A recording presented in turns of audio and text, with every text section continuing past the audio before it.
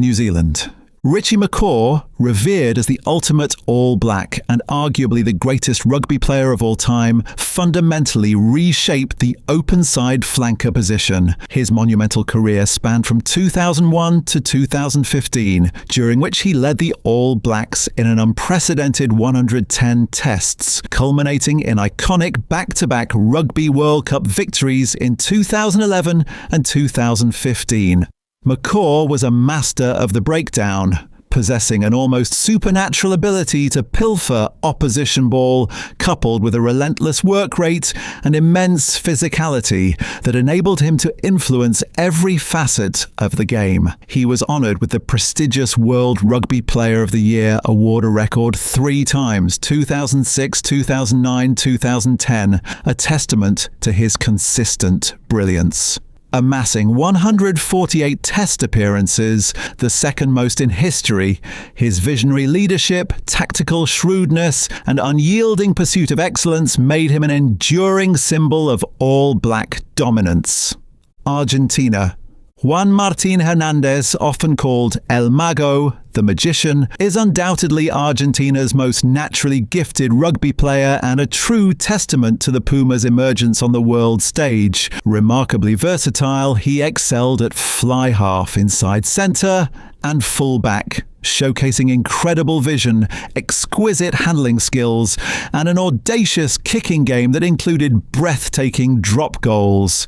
Hernández was a pivotal figure in Argentina's historic third-place finish at the 2007 Rugby World Cup, where his playmaking brilliance captivated audiences globally. He earned 74 caps for his country between 2003 and 2017, consistently delivering moments of individual genius that elevated the Pumas' attacking game. His flair, unpredictability, and unparalleled ability to unlock defences made him a joy to watch and a trailblazer who significantly influenced the development of Argentine rugby. Ireland. Brian O'Driscoll stands as Ireland's most celebrated rugby legend, a sensational centre whose illustrious career spanned 15 years from 1999 to 2014. Renowned for his electrifying attacking prowess, impenetrable defensive solidity, and inspirational leadership, O'Driscoll captained Ireland a record 83 times, famously leading them to a historic Six Nations Grand Slam in 2009, their first in 61 years. He holds the Six Nations record for the most tries scored, 26, and is Ireland's most capped player with 133 test appearances. A 4-time British and Irish Lion, he toured with distinction in 2001, 2005, 2009 and 2013, captaining the side in 2005. His unique blend of individual brilliance, competitive spirit and unwavering dedication to the team cemented his legacy as a true icon and an inspiration for generations of Irish rugby players. Fiji. Waisale Serevi, affectionately known as the Maestro or King of Sevens, is unequivocally the greatest Fijian rugby player and a global icon of the Sevens format. While he also showcased his talents in 15s, his indelible impact on rugby sevens is unparalleled. A magician with the ball, Serevi possessed incredible vision, breathtaking sidesteps, and an uncanny ability to create and finish tries from anywhere on the field. He famously led Fiji to 2 Rugby World Cup Sevens titles in 1997 and 2005, alongside numerous Hong Kong Sevens crowns, cementing Fiji's status as a Sevens powerhouse. His name is synonymous with Fijian rugby's free-flowing, exhilarating style. Serevi's electrifying charisma and sublime skill captivated audiences worldwide, making him a true legend who inspired a generation of Fijian rugby players and established a lasting legacy. France. Antoine Dupont has swiftly ascended to become the undisputed face of French rugby and is widely considered the best player in the world today. This dynamic scrum half, born in 1996, possesses an extraordinary arsenal of skills: explosive power, blistering pace, sublime passing, and astute kicking. He has been the pivotal force behind France's dramatic resurgence, leading them to a Six Nations Grand Slam in 2022, their first since 2010, and earning the Six Nations Player of the Championship award in both 2020 and 2022. Dupont was deservedly named World Rugby Player of the Year in 2021, a clear reflection of his consistent brilliance and game-changing influence. Dupont also won an Olympic Sevens gold medal for France in 2024, a reflection of his unparalleled all-round game. His ability to create something from nothing, coupled with his ferocious defensive work rate, marks him as a truly generational talent who continually elevates his team. England. Jonny Wilkinson's name is forever etched in English rugby history, primarily for his dramatic extra-time drop goal that secured the 2003 Rugby World Cup for England. However, his influence extends far beyond that iconic moment. As a fly half, Wilkinson was a rare blend of attacking flair and defensive ferocity, a testament to his meticulous dedication and relentless training. Renowned for his impeccable kicking accuracy from all angles, he amassed an astonishing 1,179 test points for England, placing him second on the all-time international scoring list. His commitment to perfection, unparalleled mental fortitude and remarkable longevity, playing professionally for 17 years, set him apart. Wilkinson's impact transcended his individual brilliance. He was the tactical architect and emotional anchor of England's golden era, cementing his status as an English rugby legend and a global inspiration. Italy. Sergio Parisse is not merely Italy's greatest rugby player, but a global superstar who consistently performed at an elite level throughout his illustrious career. A colossal number 8, Parisse possessed a rare combination of immense power, sublime handling skills, exceptional line-out prowess, and a remarkable offloading ability that belied his size. He captained Italy a record 93 times and earned an astounding 142 test caps, placing him among the most capped players in rugby history. Despite Italy's often challenging results, Parisse always led from the front, delivering moments of individual brilliance and inspiring his teammates through sheer force of will. His unwavering commitment, fearless leadership, and world-class talent made him a truly iconic figure who singularly elevated the profile and competitiveness of Italian rugby for nearly 2 decades. Australia. John Eales was an extraordinary second-row forward who captained Australia to their second Rugby World Cup victory in 1999, making him one of only a handful of players to win 2 World Cups, the first being in 1991. A towering presence in the line-out and a powerful scrummager, Eales was also uniquely gifted as a place kicker, a rare skill for a forward, allowing him to accumulate 173 test points.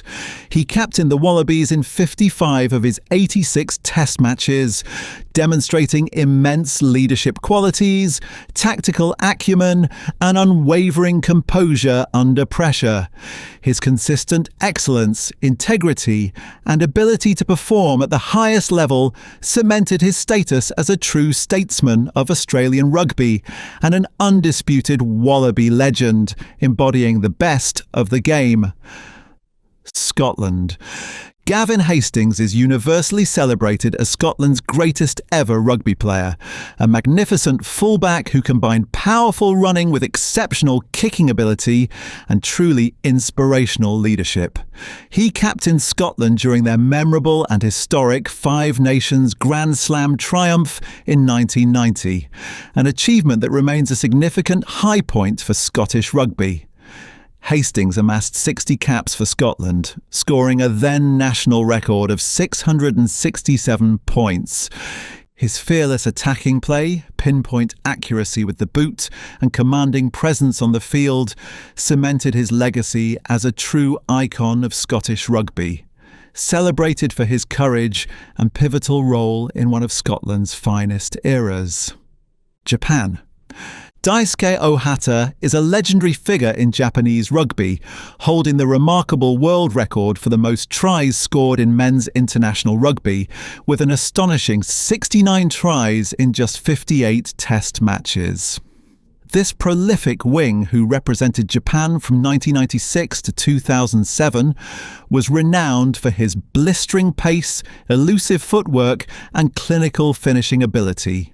He became a global name for his incredible try-scoring feats, consistently crossing the whitewash against both Asian and stronger international opponents, including 3 tries across his 7 Rugby World Cup appearances in 1999 and 2003.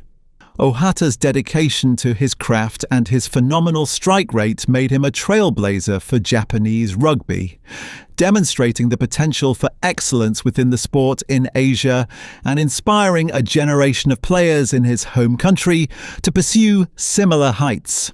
Wales. Gareth Edwards is universally acknowledged as the greatest rugby player Wales has ever produced, and arguably the finest scrum half of all time.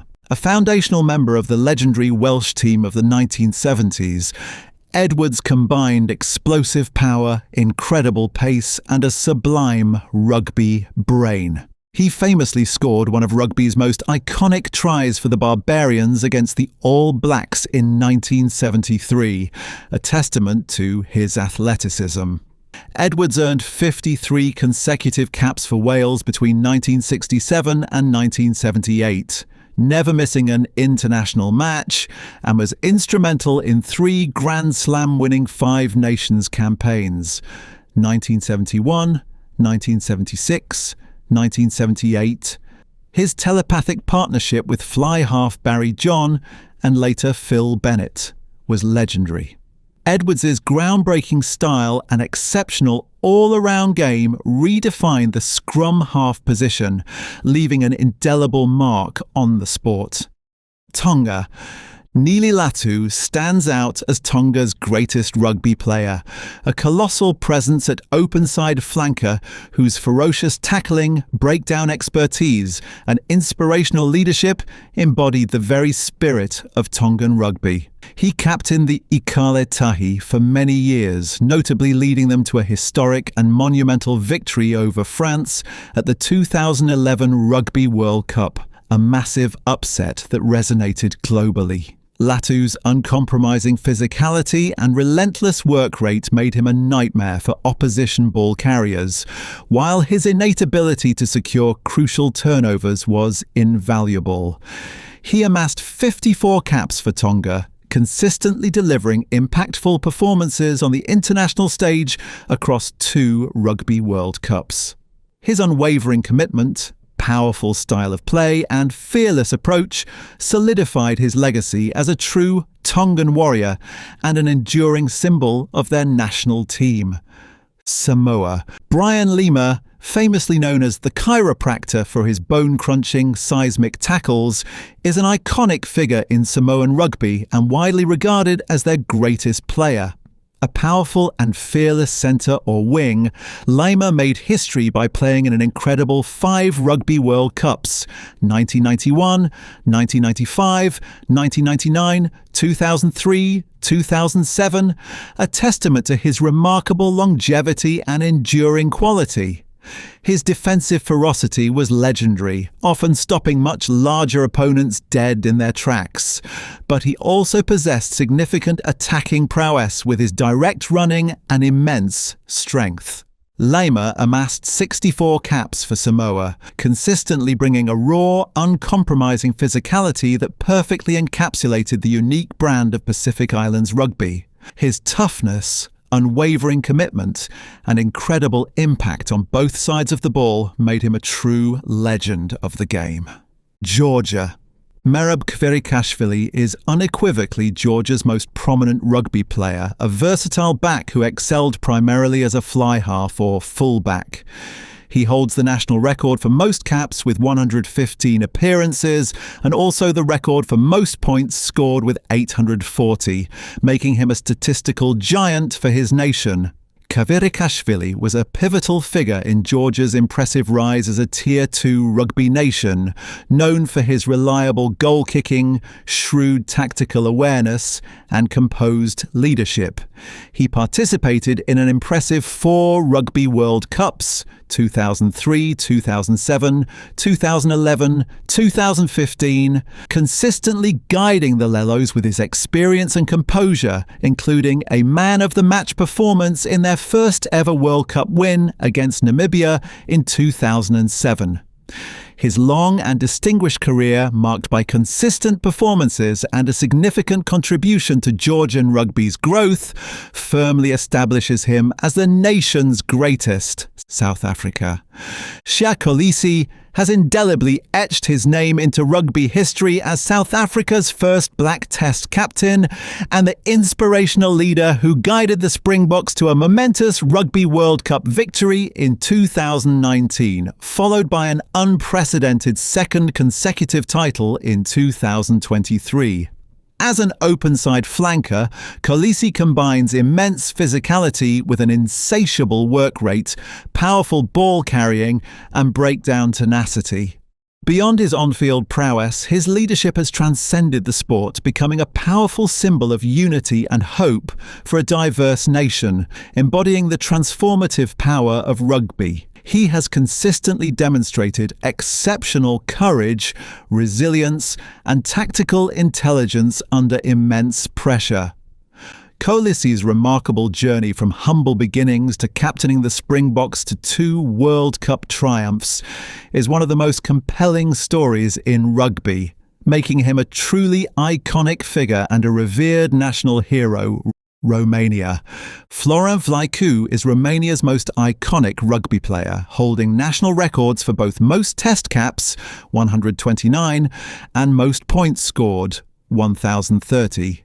A versatile fly half and centre, he was renowned for his reliable goal-kicking and tactical acumen. Vlaicu represented the Oaks in an impressive 4 Rugby World Cups, 2007, 2011, 2015, 2019, consistently guiding them through crucial European tournaments. His composure under pressure and prolific scoring made him the orchestrator of many of Romania's significant victories, establishing him as the undisputed greatest player in Romanian rugby history due to his immense contribution and remarkable longevity.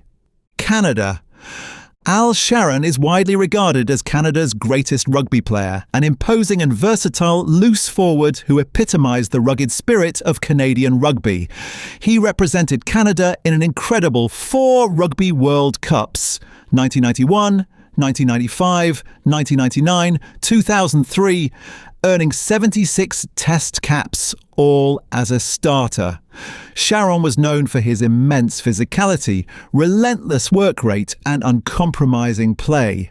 He also captained Canada 25 times.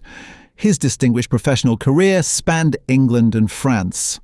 Inducted into the World Rugby Hall of Fame in 2017, Sharon's enduring quality and contribution cement his legacy as a true Canadian rugby legend.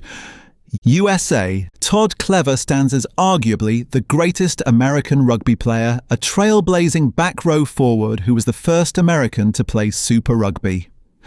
He represented the USA at 4 Rugby World Cups, 2003, 2007, 2011, 2015, holding the record for most Eagles caps with 76. Clever was an uncompromising player known for his relentless work rate, ferocious tackling and powerful ball carrying. He also frequently captained the Eagles, inspiring with his commitment and leadership. His career spanned professional stints globally. Clever's dedication to growing rugby in the United States, coupled with his on-field excellence, makes him the definitive face of American rugby. Namibia. Jacques Burger, a ferocious loose forward, is widely considered Namibia's greatest rugby player and a true icon of the sport. Born in Windhoek, he made his international debut for Namibia in 2004 and went on to captain the national team, leading them with immense passion and an uncompromising physical style of play. Berger played in 2 Rugby World Cups, 2007 and 2011, and was notably listed by the IRB's Rugby News Service as one of the top 5 players of the 2011 tournament, a testament to his consistent impact even against top-tier nations. His professional career included a highly successful stint at Saracens in England's Premiership, where he earned a reputation as one of the toughest tacklers and won 2 Premiership titles. His fearless approach and dedication made him a beloved figure for both club and country. Thanks for watching. Please don't forget to like and subscribe to be kept up to date with our latest videos. See you next time. Ever wonder which NFL records players and teams absolutely dread having their names attached to? From cringe-worthy pick sixes to epic blown leads, we're counting down the most humiliating milestones in professional football. Buckle up, because these are the stats and slip-ups no one wants to see linked to their favorite squad. Let's dive right into this countdown of the NFL's most embarrassing records. Most penalties. Penalties are the painful little flags that stall drives and fire up the opponent. Nobody likes them, and yet some teams just can't avoid them. Holding calls, pass interference, personal fouls. When you rack them up, you're basically handing free yardage to the other side. The all-time season record for most accepted penalties by a single team belongs to the 2011 Oakland Raiders, who were flagged a whopping 163 times. That's a whole lot of laundry on the field. Even worse, the yardage from those flags added up to 1,358 lost yards. If you need a visual, that's more than enough distance to cover nearly 13 football fields. It's not just a Raiders thing, though they've consistently been among the most penalized franchises historically. In a single game, the dubious crown goes to the 2016 Raiders as well, who got flagged 23 times in a contest against the Tampa Bay Buccaneers. It tied an NFL record set decades ago, which should tell you how rarely a team's self-inflicted wounds get that out of control. Raiders fans love their team's renegade image, but 23 penalties is about as undisciplined as it gets. Why does a team end up with that many flags? It can be a combination of an aggressive style, a lack of focus, or even coaching philosophies that might push the boundaries. Holding calls happen, but multiple personal fouls and unsportsmanlike conduct penalties can sink you faster than a blocked punt. When you're spending more time marching backward than forward, it's usually game over. Some coaches try to curb penalty issues with strict discipline, fines, extra sprints in practice, or benching repeat offenders. Others emphasize technique work and watch hours of film to avoid the same mistakes. But let's be honest, in the heat of battle, a lot of it comes down to individual decision-making. For fans, penalties bring more frustration than almost any other mistake. You watch your running back break a huge gain, only to see it called back because of a sloppy hold. Talk about a momentum killer. If there's one record your team does not want to sniff, it's the all-time high in flags. Nothing says undisciplined football quite like being the penalty poster boys. Before we move on to the next one in the list, I'd like to ask you a small favor. If you're enjoying this content so far, please take a second to like this video and subscribe to the channel. Over 98% of you watch these videos without subscribing. Imagine what we could accomplish if everyone subscribed. It costs you nothing, but it makes a huge difference to us. Thanks to all of you who do. Worst quarterback rating. Quarterback is often called the most important position in sports. With that spotlight comes the potential for greatness or utter humiliation. Multiple QBs have stumbled to a 0.0 passer rating in a single game, including Peyton Manning, in 2015, Ryan Leaf back in his rough rookie year, and a handful of others who'd rather forget that stat line. A 0.0 rating usually means a combination of incomplete passes, interceptions, and minimal yardage. However, when it comes to a consistently low passer rating across an entire career, one name stands out in modern NFL lore: Ryan Leaf.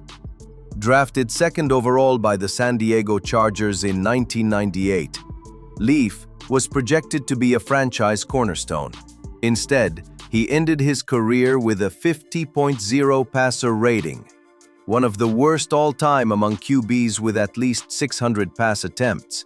By comparison, an average NFL passer rating nowadays hovers around the mid to high 80s. Even in Leaf's era, anything below 70 was cause for alarm. Why was Leaf's rating so abysmal? Let's start with his 36 interceptions to just 14 touchdowns. Add in the completion percentage that hovered around 48%, and you have a recipe for a meltdown. Injuries, off-field issues, and a rocky relationship with the media all contributed to his downfall. But the raw numbers speak for themselves. Leaf struggled mightily to read defenses, make accurate throws, and adapt to the NFL's speed. Nathan Peterman is another name that comes to mind for famously dreadful performances, albeit in a smaller sample size. His 5-interception half against the Los Angeles Chargers in 2017 remains legendary for all the wrong reasons.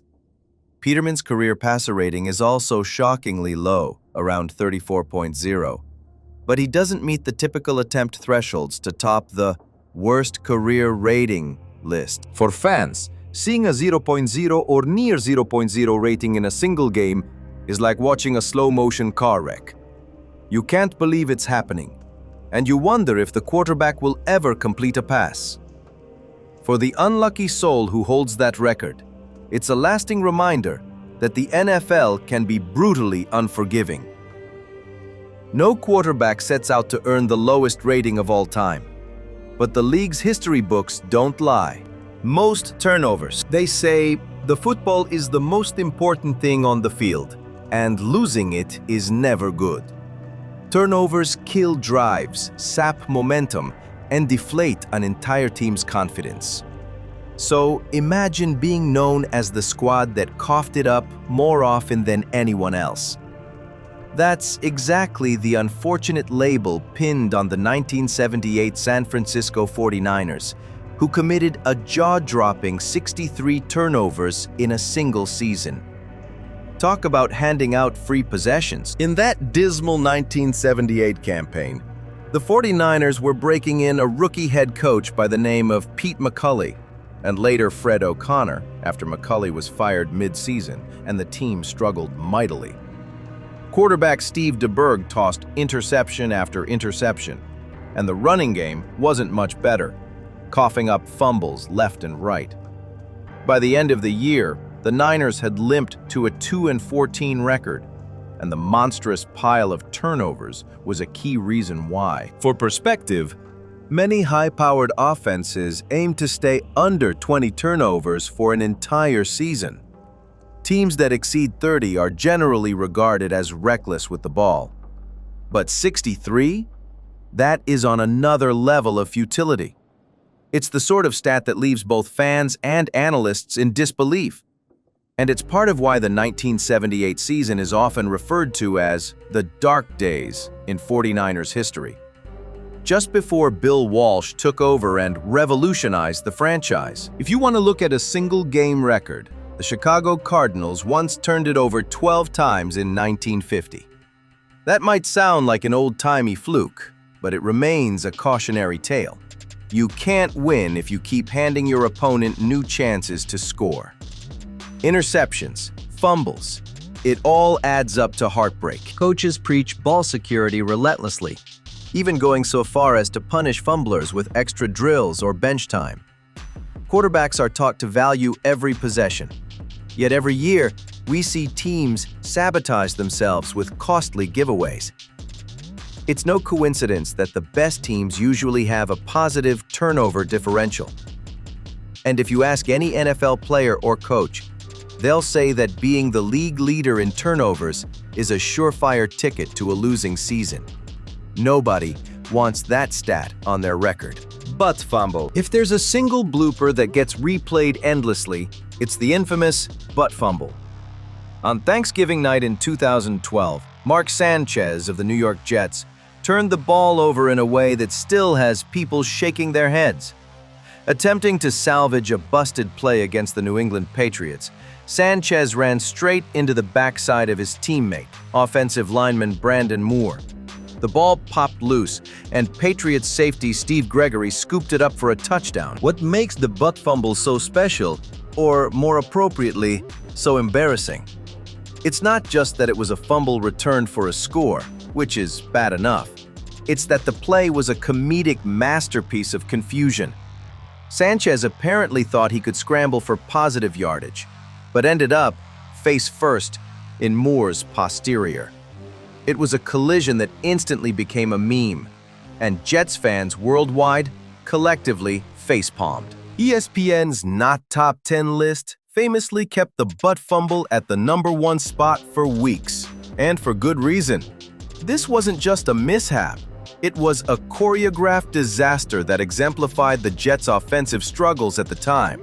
Sanchez never really lived it down.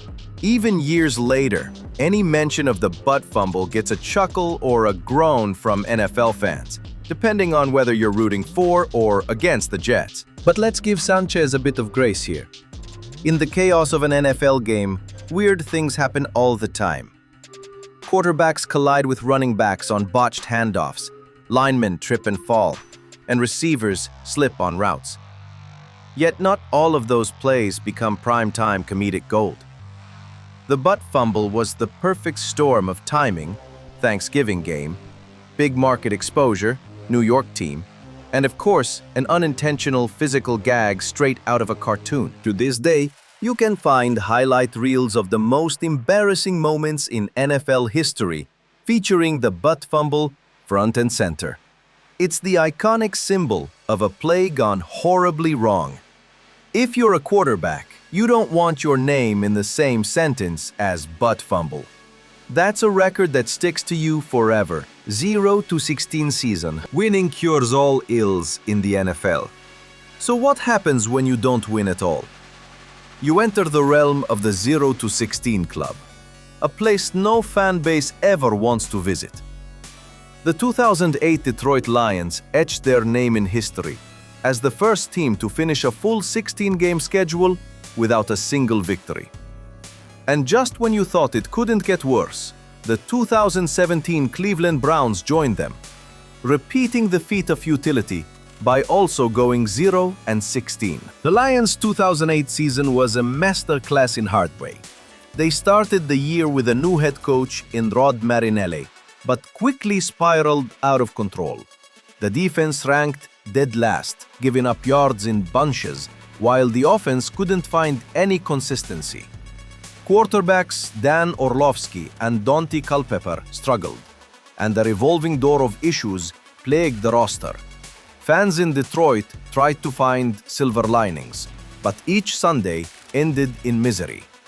By the time the final whistle blew on their last game, history had been made, and not in a good way.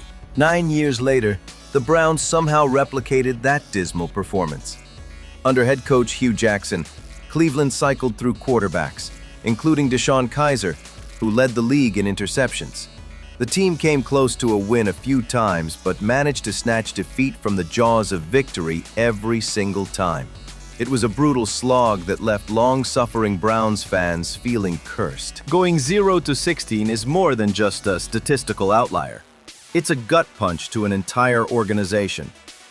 The pressure mounts every week as the losses pile up, and the media spotlight becomes relentless.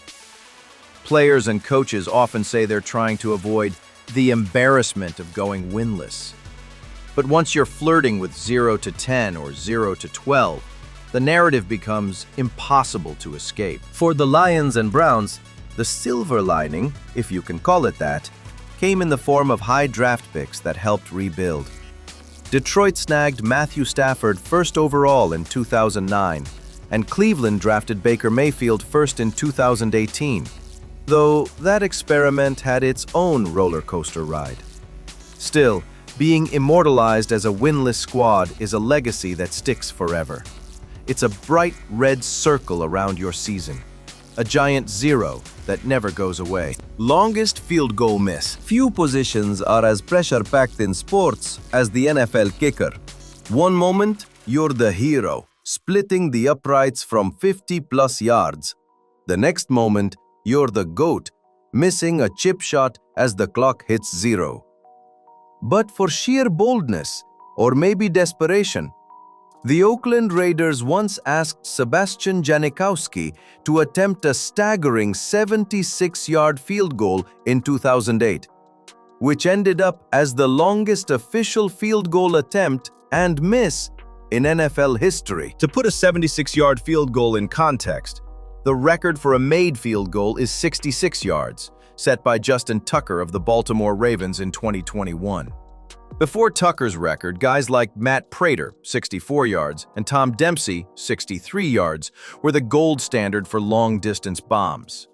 But 76 yards?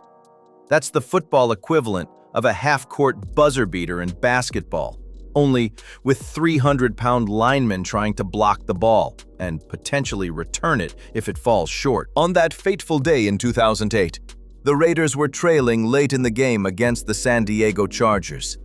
Facing a near-impossible situation, then coach Lane Kiffin figured, why not let our big-legged kicker try something historic? The attempt was, unsurprisingly, no good.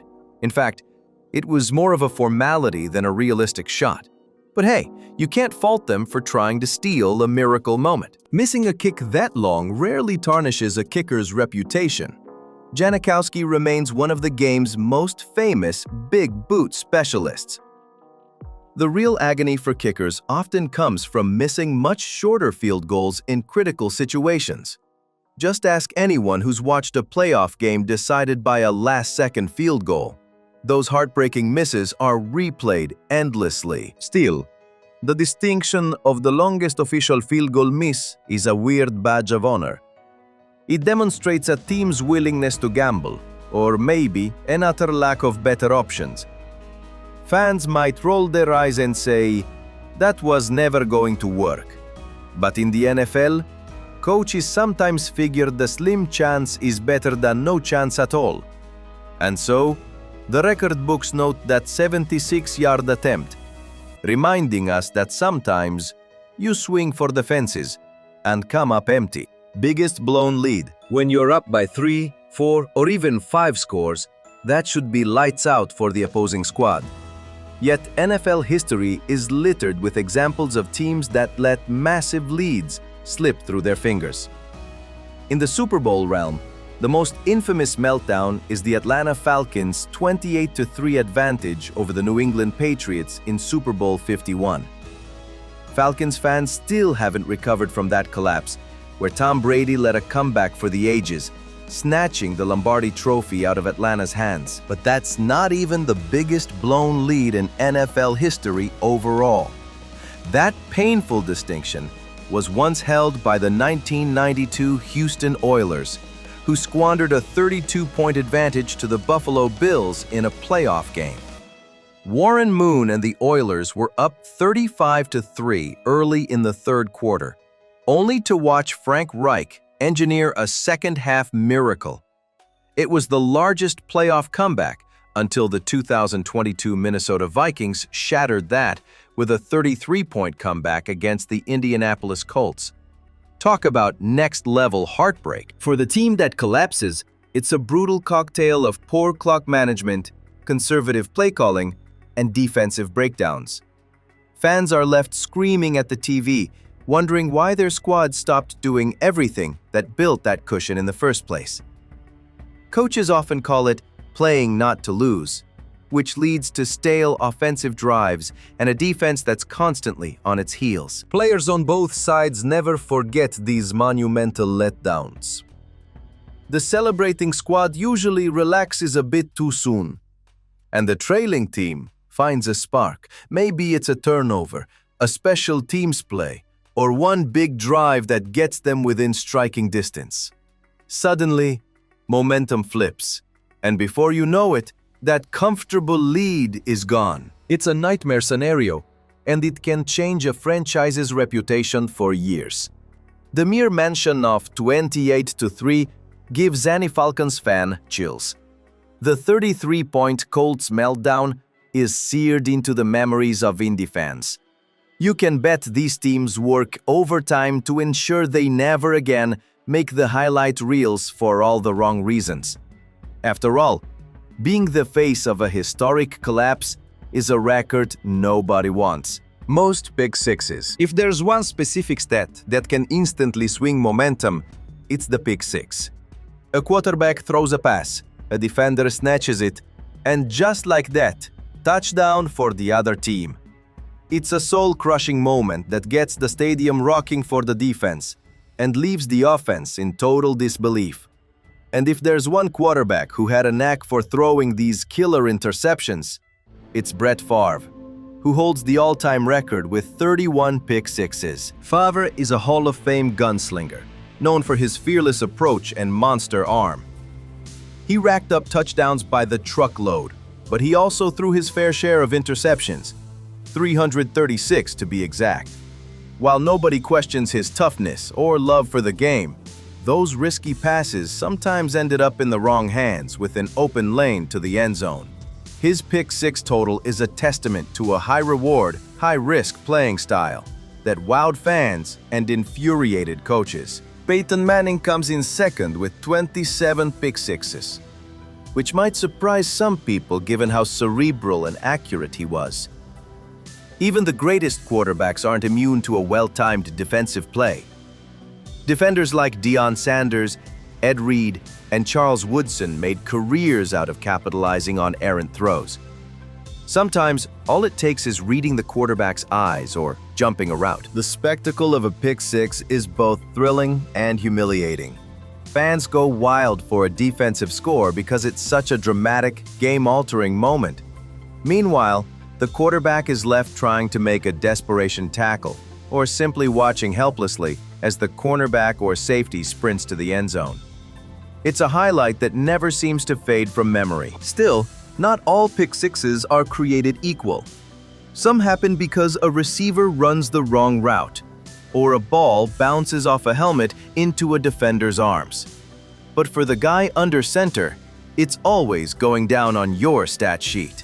Favre's record of 31 pick sixes, while overshadowed by his legendary career achievements, is a record that underscores the fine line between boldness and recklessness in the NFL. Throwing a touchdown is great, but throwing one to the other team, that's a cringe-worthy record no quarterback wants. Outro. Jokes aside, these embarrassing records serve as powerful lessons on how quickly fortunes can change in the NFL. One moment you're cruising to victory, the next, you're making highlight reels for all the wrong reasons. Hope you found this video both entertaining and informative. If you're a fan of gridiron drama and want more high-energy breakdowns of the greatest and not-so-greatest moments in pro football, be sure to hit that subscribe button. Thanks for watching, and here's to keeping our favorite teams off the wrong side of NFL history. The 2025 NFL season is here, and defense once again separates contenders from pretenders. While some teams bring back dominant units with playoff-tested cores, others are scrambling to fix glaring holes at every level. Defense still wins championships, but not all units are built the same. Some teams bring chaos off the edge. Others rely on lockdown corners or smart layered schemes. This year's 32-team defensive ranking sorts the elite from the exposed, spotlighting which defenses can dictate games and which ones are just trying to survive. Whether you're scouting strengths or spotting weaknesses, here's where every defense stands heading into 2025. New Orleans Saints. New Orleans enters 2025 with one of the league's weakest defenses. The secondary lacks playmakers, and the front seven offers little pass rush or run-stopping force. The coaching transition under Kellen Moore has not clarified the scheme identity or discipline. With no key offseason upgrades, this unit remains soft and consistently vulnerable to chunk plays. Los Angeles Chargers.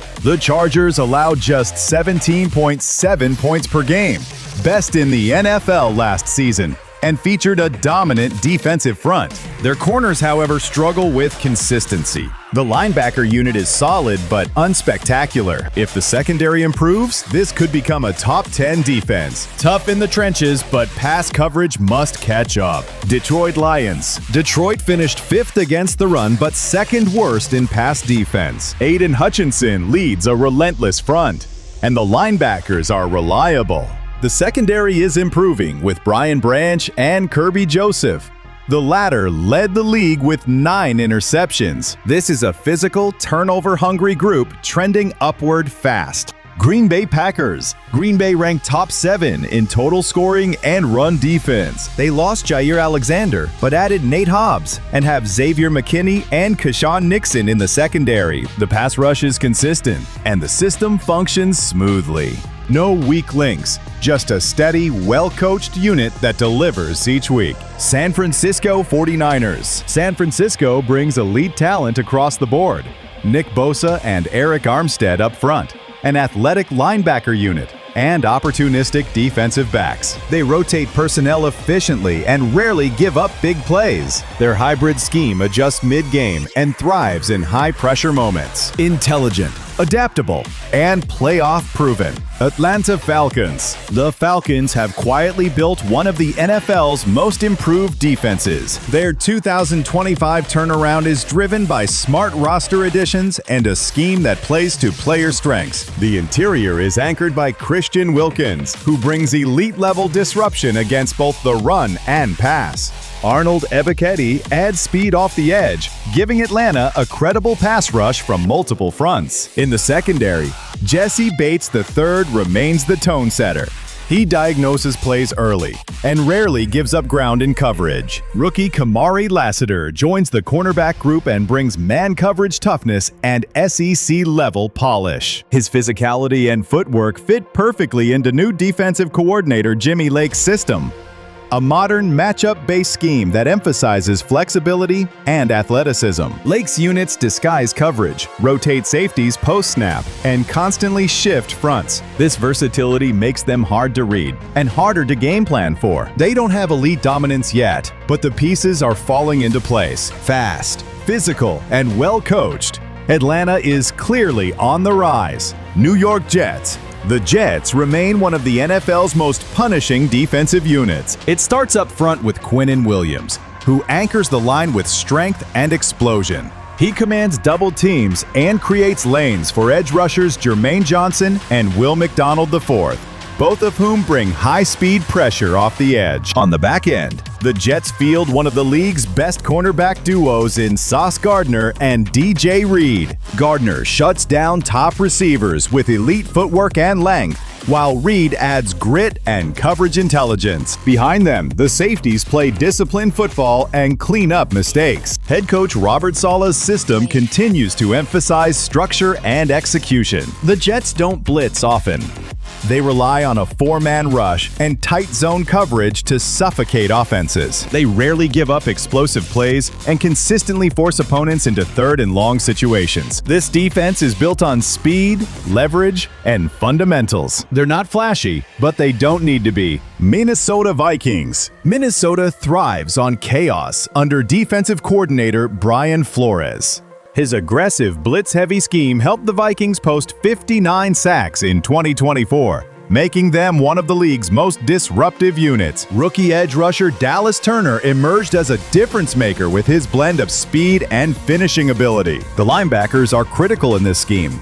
Ivan Pace Jr. and Jalen Ford bring sideline-to-sideline range and regularly rotate between coverage and pressure responsibilities. Byron Murphy Jr. provides reliable coverage in the slot and outside, especially in disguise-heavy packages where the Vikings switch zones post-snap. What makes Minnesota dangerous is unpredictability. Flores sends pressure from any position, and disguises coverage shells until the last second. This forces quarterbacks into quick, often incorrect decisions. It's a high-risk system, but with the right personnel, it works. Minnesota plays fast, aggressive, and with full trust in its scheme. Baltimore Ravens. The Ravens are a top-tier defense built around speed, physicality, and depth. They allowed just 80 rushing yards per game in 2024, thanks to the dominance of Roquan Smith and Justin Madubuike up front. Both excel at controlling the line of scrimmage and closing run lanes before they develop.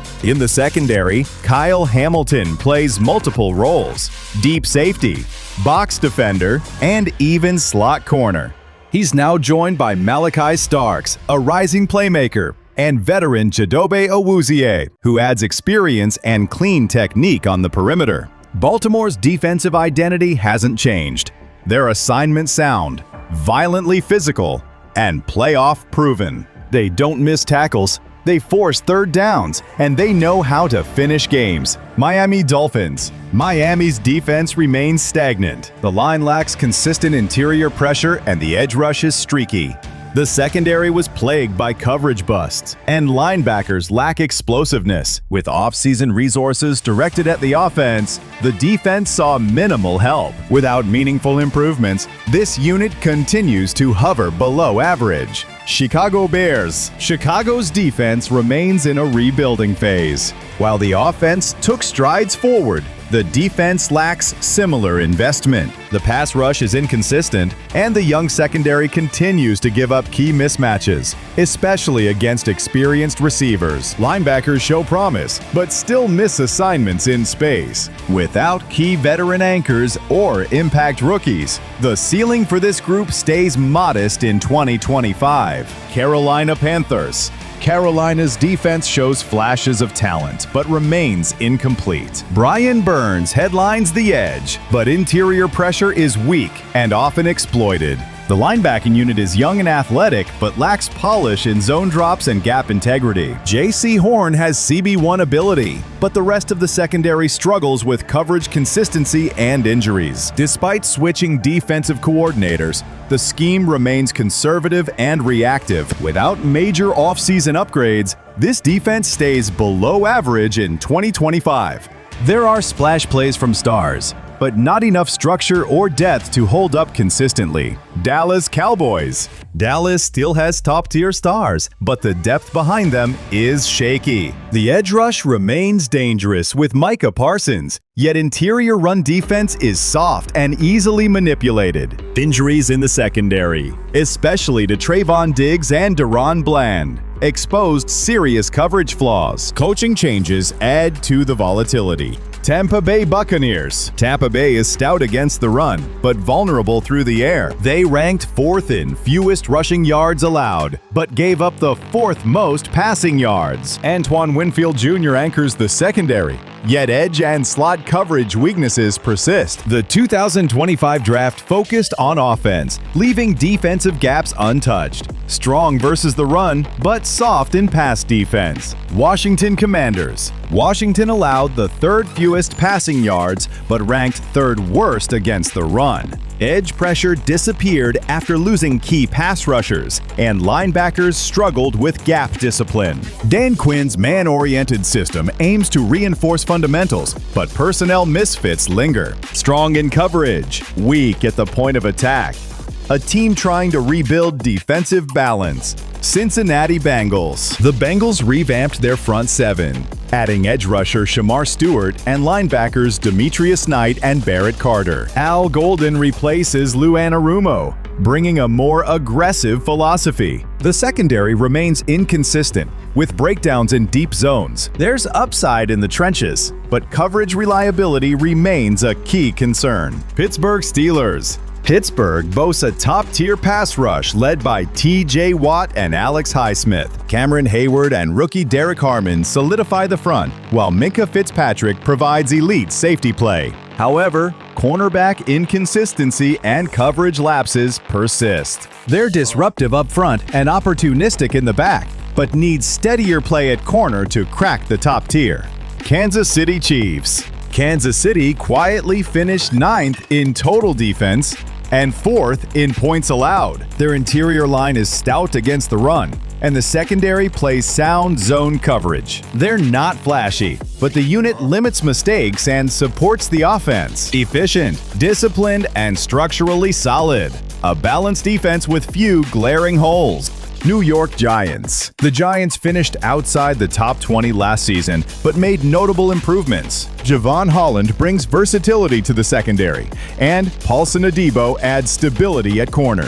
The linebacker core is more physical and fundamentally sound. This unit is trending upward, blending toughness with emerging playmakers, but not yet elite. Seattle Seahawks. Seattle ranked top half overall and registered 45 sacks. Leonard Williams and DeMarcus Lawrence anchor a physical defensive front. The linebackers are disciplined, while the secondary blends veterans and youth. Witherspoon, Woolen, and rookie Nick Emanwari provide versatility. A disruptive pass rush and playmaking back end give this defense solid upside. Houston Texans. Houston's defense is young, explosive, and fully operational under DeMeco Ryans. The pass rush, led by Will Anderson Jr. and Danielle Hunter, generated 49 sacks in 2024. The linebacker duo of Azeez Al-Shaair and E.J. Speed adds range and instinct, helping erase plays before they break open.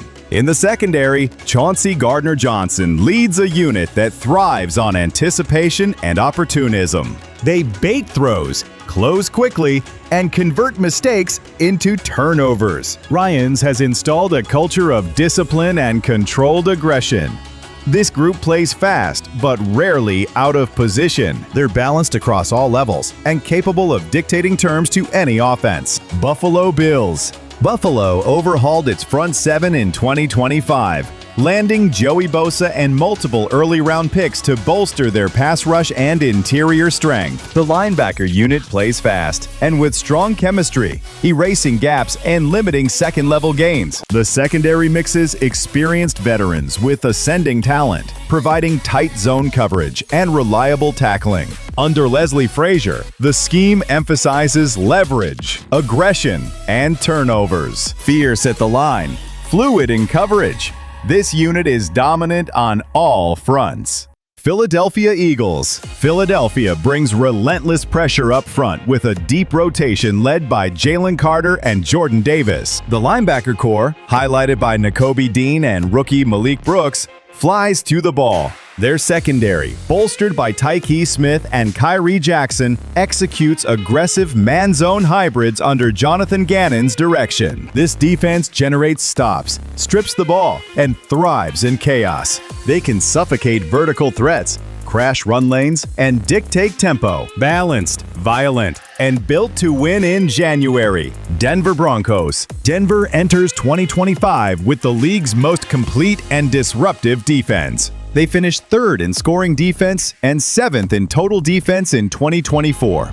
Then improved the roster even further. Zach Allen, Nick Bonito, and Jonathan Cooper fuel a pass rush that logged 63 sacks. Patrick Surtain II, coming off a Defensive Player of the Year campaign, headlines a lockdown secondary alongside explosive safeties. The unit forces takeaways, limits explosive plays, and adapts to any scheme. Elite at every level, Denver's defense sets the tone and wins games outright. Tennessee Titans. The Titans struggled in 2024, ranking near the bottom in pressure rate and points allowed. The defensive line lacks interior push, and the edge presence is minimal. Coverage breakdowns and poor linebacker reads were common, with off-season additions focused on offense. Their defensive issues remain largely unresolved. Tennessee heads into 2025 as a porous, unbalanced defense. New York Giants. The Giants show modest improvement, but still sit in the bottom third. Pass rush remains inconsistent, and the run defense is exploitable. Additions like Abdul Carter and Javon Holland bring upside, but coverage breakdowns persist. Without standout playmakers or a coherent scheme, New York remains a liability until fundamentals and cohesion improve. Cleveland Browns. Cleveland's defense continues to underperform. The front lacks disruptive edge and interior force, and their linebackers struggle with coverage discipline. Veteran talent in the secondary has not prevented big plays. Injuries and inconsistent execution undermine the group. Until they establish a consistent identity, Cleveland stays near the bottom. New England Patriots. New England's defense remains fundamentally sound, but lacks top-tier playmakers. The front seven is disciplined against the run, with Christian Barmore leading the interior. Linebackers are solid but not dynamic in space. The secondary is young and developing after losing key veterans. Under Gerard Mayo, the scheme stays multiple and adaptable, but the talent ceiling limits splash plays. This unit is steady and assignment sure, but without game changers, they settle into the lower third of the rankings. Jacksonville Jaguars. A coaching change creates uncertainty in Jacksonville. Travis Hunter boosts the secondary, but the front seven generates little pressure. Rookie head coach Liam Cohen has reset the culture, but defensive fundamentals remain raw. There is upside, but this unit currently ranks in the bottom third with growing pains ahead. Indianapolis Colts. The Colts emphasized offense this offseason, leaving the defense vulnerable. The defensive line struggles to disrupt, and linebackers are inconsistent in coverage. The secondary allows deep completions too often. With no significant reinforcements, this defense lacks the playmakers to climb beyond a below-average ranking. Las Vegas Raiders. Las Vegas continues to lag defensively. The front lacks penetration, giving up big yardage on the ground. Their secondary leans on aging veterans without the speed to recover. Turnover generation is low, and the coaching staff hasn't solved communication breakdowns. Until chemistry and talent align, expect another year of underperformance. Arizona Cardinals. Arizona remains near the bottom, despite drafting Walter Nolan and Will Johnson. The defensive line still struggles to generate pressure, and the back seven allows big plays. Budda Baker can't carry the secondary alone. Their 3-4 zone-heavy scheme has potential, but it hinges on rookie development. Until then, issues persist. You think you know football. Touchdowns, field goals, flags, and all those dramatic referee hand signals we've seen 1,000 times. But what if I told you the NFL's rulebook, that massive 200-page manual of do's and don'ts, is packed with rules that even players and coaches forget exist? These are the weird, the ancient, and the downright unbelievable rules buried deep in football's DNA. Some date back to the 1900s. Others are still active today, waiting for the right crazy moment to bring them back to life. So from lost plays to fashion finds, here are 10 NFL rules you probably didn't know about, and the wild stories behind them. 1. The fair catch kick, football's forgotten freebie.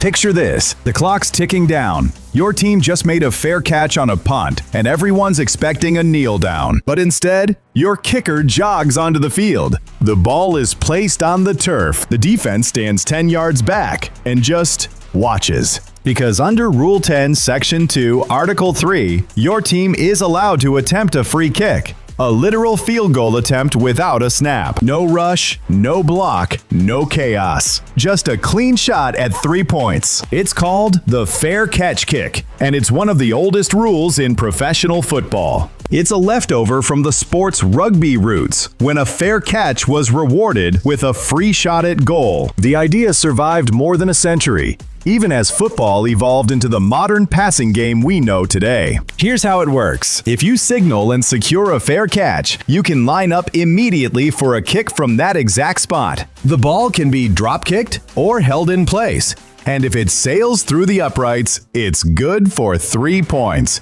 Just like a normal field goal, but it's ridiculously rare. The positioning, time, and awareness have to be perfect. You'd need a fair catch within field goal range and a few seconds left before halftime or the end of the game. It's only worked twice in modern NFL history, most famously by Ray Wersching of the Chargers in 1976. The crowd didn't even understand what they were watching. And while there have been a few attempts since, including one by Michael Dixon in 2019, none have connected. Still, this century-old rule remains legal. Every few years, a special teams coach rediscovers it, tries it, and the football world collectively gasps. It's a reminder that even in a billion-dollar league built on analytics and precision, there's still room for a little old-school weirdness. 2. The one-point safety, the rarest score imaginable. Now, here's a rule so strange, it sounds made up. Everyone knows the basics.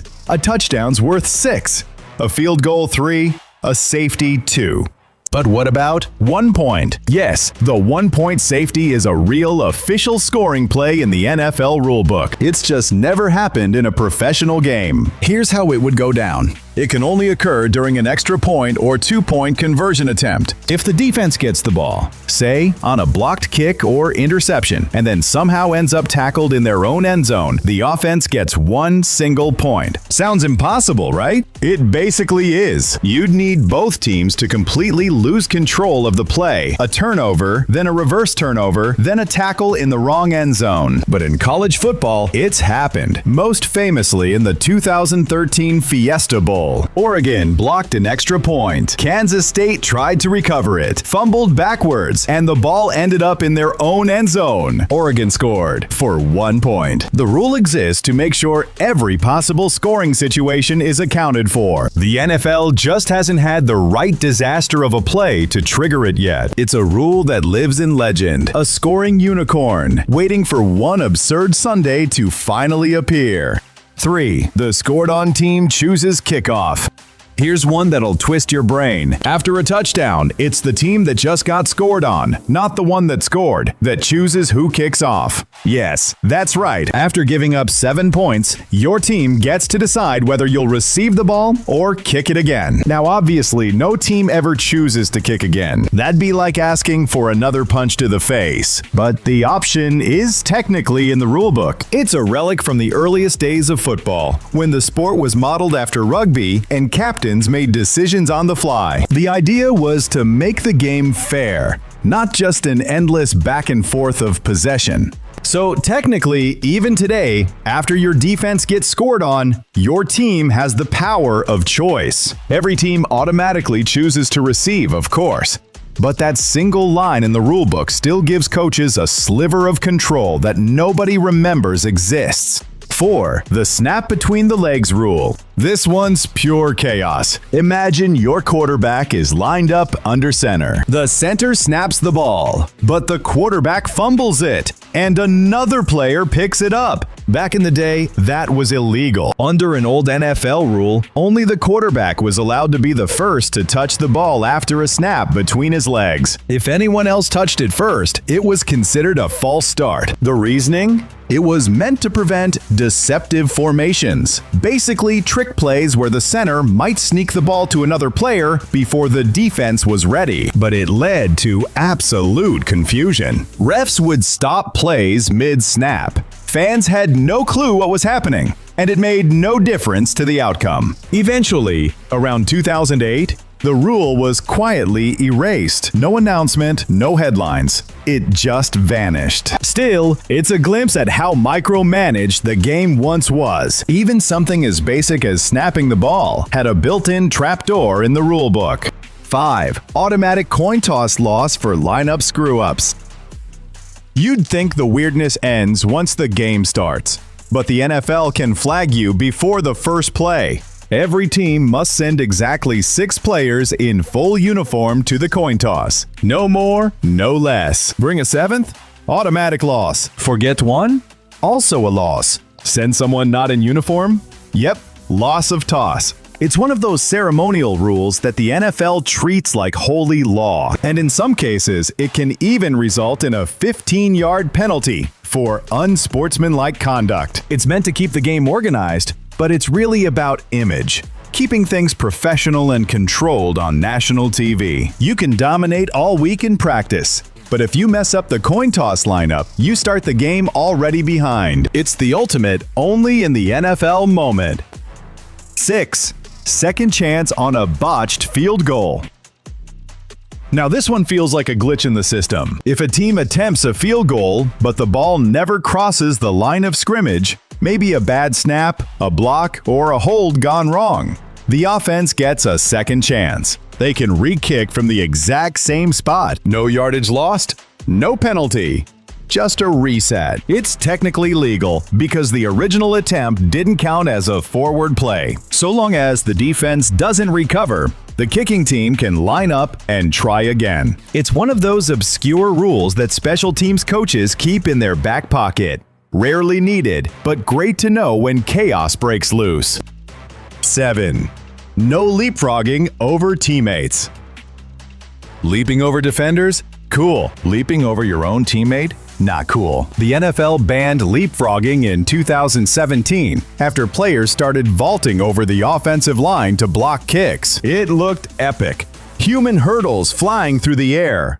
But it was also insanely dangerous. Landing on helmets, colliding midair, and risking spinal injuries became too common. So now, if you use a teammate as leverage or even attempt to jump over one, it's a 15-yard penalty for unsportsmanlike conduct. It's another example of the NFL balancing showmanship with safety. The crowd might love it, but the league's rulebook says not worth a hospital bill. 8. The Holy Roller Fumble Fix. This rule has one of the wildest origin stories in football history. It's September 10th, 1978. The Raiders are down 6 to the Chargers with seconds left on the clock. Quarterback Ken Stabler is about to be sacked, but instead of going down, he fumbles the ball forward. Teammate Pete Banaszak also accidentally fumbles it further. Then Dave Casper dives onto it in the end zone for the game-winning touchdown. The crowd loses its mind. The Chargers protest, but the refs allow it. The play becomes known as the Holy Roller, and the league loses its patience. They immediately rewrite the rule book. Now, on 4th down or after the 2-minute warning, only the player who fumbled the ball can recover and advance it. If anyone else touches it, the play is dead right there. That single play, one chaotic, sneaky, unforgettable moment, changed NFL history forever. 9. Pants must cover the entire knee. This one's more fashion police than football. If your pants don't cover your knees, the NFL can fine you thousands of dollars. Uniform inspectors literally roam the sidelines, clipboard in hand, checking player socks, cleats, and pant length. If your pants ride up during the game or your socks are mismatched, expect a letter and a fine from the league office. It sounds ridiculous, but the NFL sees uniforms as part of the brand. Clean, consistent, and professional. Players like Odell Beckham Jr. and Cam Newton have been warned or fined multiple times. For players, it's annoying. For the league, it's image control. And for fans, it's another reminder that even the smallest detail, down to your knees, is regulated in America's biggest sport.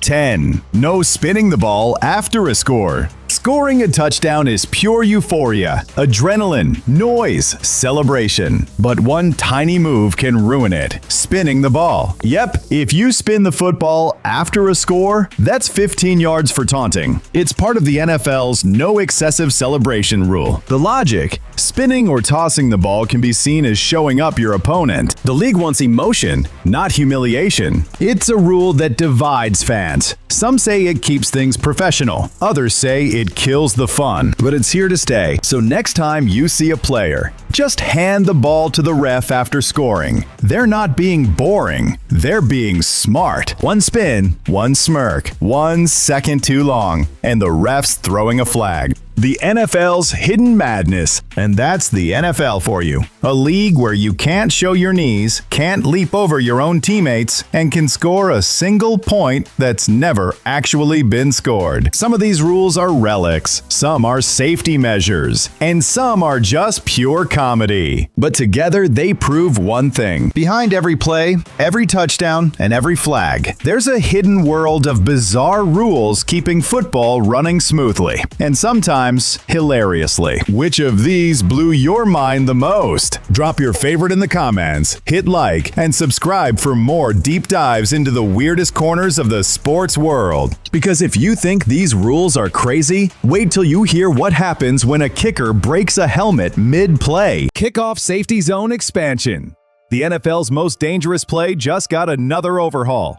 In 2025, the league expanded the safety buffer zone on kickoffs from 5 yards to 7 yards between the return and coverage teams. This change comes after data showed a 12% reduction in concussions since the 2023 kickoff redesign. But the competition committee wanted more. The extra 2 yards gives returners slightly more time to identify lanes and reduces high-speed collisions. Teams are still using the same alignment, 5 players on each side of the field. No running starts for coverage teams. But that extra cushion is making a difference. Special teams coordinators are already adapting, with more teams using directional kicks to pin returners against the sideline where that 7-yard buffer becomes less meaningful. The Chiefs and Ravens were early adopters in preseason, using angled kicks to neutralize elite returners. It's a chess match that's still evolving, but the days of kamikaze kickoff coverage are officially over. Quarterback push ban. Targeting rule implementation. College football's most controversial rule has finally come to the NFL. Starting in 2025, players who commit egregious helmet-to-helmet hits can now be ejected for targeting after replay review.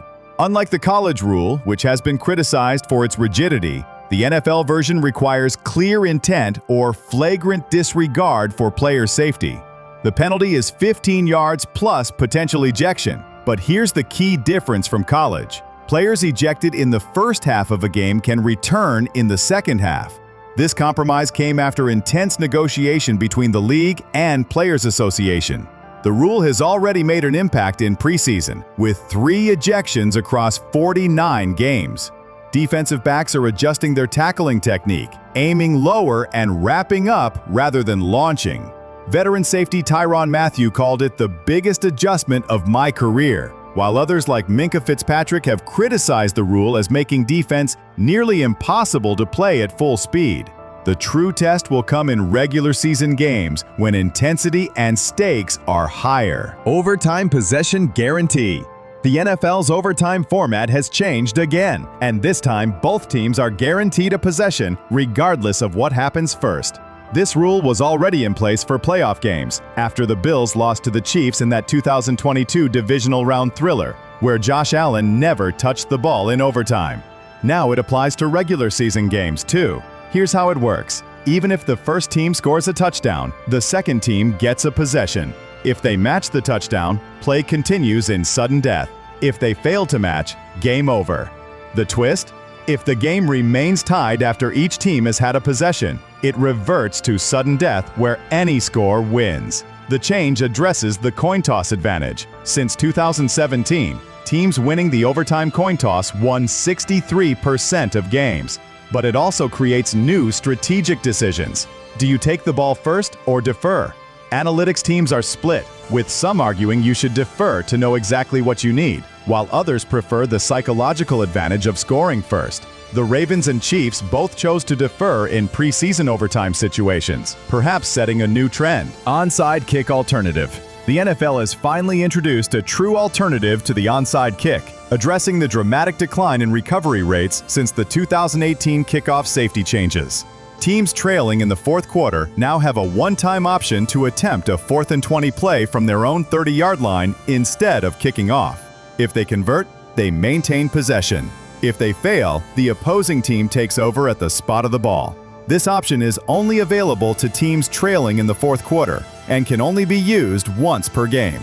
The 4th and 20 alternative was chosen after extensive testing in the Pro Bowl and preseason games. The league considered shorter distances, but settled on 20 yards as the sweet spot that gives the trailing team a legitimate chance without making it too easy. Historical data suggests teams convert 4th and 20 about 16.4% of the time, slightly higher than the current onside kick recovery rate of 13.2%. Early adopters like the Chiefs and Bills have already developed specific packages for this situation, with Travis Kelce calling it the most exciting new rule in years. Game clock operation changes. The NFL has made subtle but significant changes to how the game clock operates in 2025. First, the clock now stops on first downs only in the final 2 minutes of each half, rather than after every first down as in college. This hybrid approach preserves the 2-minute drill drama while keeping overall game times in check. Second, incomplete passes and plays that end out of bounds no longer stop the clock outside of the final 2 minutes of each half and overtime. Instead, the clock pauses until the ball is spotted, then restarts. These changes aim to address the league's concern about game length, which averaged 3 hours and 8 minutes last season. The NFL projects these changes will eliminate about 10 plays per game and reduce game time by approximately 12 minutes. The impact on strategy is significant. Teams can no longer rely on clock stoppages for free timeouts during most of the game. Hurry-up offenses like the Bills and Bengals have been practicing with these new rules all offseason, developing modified tempos that account for the clock changes. Defensive holding, automatic first down removal. One of the most criticized automatic first down penalties has been modified. Crackback block elimination. One of football's most dangerous blocks is now completely illegal. The crackback block, where a receiver or tight end comes back toward the line of scrimmage to block an unsuspecting defender, has been further restricted in 2025. Previously, these blocks were illegal only if they targeted the head or neck area, or if they came from the blind side with forcible contact. Now, any block by a receiver moving toward his own end line against a defender is illegal, regardless of the contact point or angle. The penalty remains 15 yards, but the standard for calling it has been significantly lowered. This change comes after data showed that despite previous restrictions, crackback-style blocks were still causing knee and ankle injuries at an alarming rate. The 49ers, who built their running game around receivers making key blocks, voted against the change, as did 5 other teams. Kyle Shanahan has already been redesigning his blocking schemes, using more influence blocks, where receivers simply get in defenders' way rather than initiating forceful contact. Sideline discipline enforcement. The NFL is cracking down on sideline overcrowding with new, stricter enforcement. Starting in 2025, teams will receive an automatic 5-yard penalty if coaches or players enter the white border area around the field during play. A second violation increases to 15 yards, and a third can result in coach ejection. This change comes after several high-profile incidents, including the Ravens-Chiefs playoff game where John Harbaugh was nearly run over by an official while standing too close to the field. The league has also standardized the sideline restricted area to be exactly 6 feet from the sideline in all stadiums. Teams are now limited to 25 credentialed non-players on the sideline, down from the previous limit of 35. Each team must designate a sideline manager responsible for compliance, typically a lower-level assistant coach. Preseason enforcement has been strict, with 17 warnings and 3 penalties called across the first 2 weeks of games. Sean McVay, known for his sideline enthusiasm, called the new rule "something I'll definitely struggle with," after receiving 2 warnings in a single preseason game. Illegal formation simplification. The NFL has finally addressed one of its most technical and inconsistently called penalties. The new illegal formation rule simplifies what constitutes a legal offensive setup. Previously, offensive tackles needed to be covered up by having part of their helmet break the waistline of the center. This led to countless ticky-tack penalties and confusion. Now, tackles simply need to be positioned behind the center's waistline, a much clearer visual standard for officials. Additionally, receivers no longer need to check with officials to confirm they're on the line of scrimmage. Instead, they must simply have 1 foot breaking the waistline of the center. This change comes after illegal formation penalties increased 43% over the past 3 seasons, including several high-profile calls that negated touchdowns. The simplification should reduce penalties and confusion, though some defensive coaches have complained it gives offenses even more flexibility in their formations. The Bengals and Dolphins, 2 teams that use pre-snap motion heavily, should benefit most from this change. Expanded injured reserve returns. The NFL's injured reserve rules continue to evolve, and in 2025, teams can now bring back an unlimited number of players from IR during the season. This replaces the previous limit of 8 returns per team. The only restriction? Each individual player can only be designated to return twice in a season, and they must still miss a minimum of 4 games before being eligible to return. This change acknowledges the physical reality of football and gives teams more roster flexibility. It's particularly beneficial for smaller market teams that might not have the depth of talent to withstand multiple injuries at key positions. The expanded IR rule pairs with the practice squad remaining at 16 players, with 6 spots available for veterans of any experience level. Together, these changes give teams unprecedented roster flexibility. The Packers and Bengals pushed hardest for this change after both teams were decimated by injuries last season and ran out of return designations by Week 12. Helmet communication expansion. The NFL's communication system just got a major upgrade. Since 2008, only one defensive player has been allowed radio communication with coaches. Now, in 2025, teams can designate 2 defensive players to receive signals simultaneously. The change addresses a long-standing complaint from defensive coordinators who lost their signal caller to injury and had to revert to hand signals. The second radio helmet is marked with a green dot, just like the primary one, and both can be active simultaneously. There's a catch, though. Only one can be on the field at a time. This forces defensive coordinators to choose their signal callers strategically. Most teams are designating a linebacker and safety, allowing them to maintain communication regardless of personnel packages. The Ravens are taking it further, using cornerback Marlon Humphrey as their secondary communicator, believing his field vision gives them an edge in relay calls. The technology remains the same, a one-way communication system that cuts off with 15 seconds left on the play clock. But the strategic implications are already reshaping defensive coordination. Expanded replay for roughing the passer. The most subjective penalty in football just got a major overhaul. Starting in 2025, all roughing the passer calls are now automatically reviewed by the replay booth in the final 2 minutes of each half and in overtime. Outside those windows, coaches can challenge roughing calls using one of their existing challenge flags. This change comes after several high-profile controversies, including the phantom roughing call that changed the outcome of the Chiefs-Bills divisional playoff game last January. The league isn't expanding what constitutes roughing. The rules about hitting quarterbacks high, low, or late remain the same. But now there's a safety net against the worst calls. The catch? Only called penalties can be reviewed. If officials miss a roughing infraction entirely, replay can't step in. Early results from preseason show reviews taking an average of 47 seconds, and about 22% of challenged roughing calls have been overturned. Defensive coordinators are celebrating, while quarterbacks have been surprisingly quiet about the change. By the way, I'm going to be posting a lot here, so it would mean a lot if you subscribed and dropped a like for the algorithm. The tush push is dead.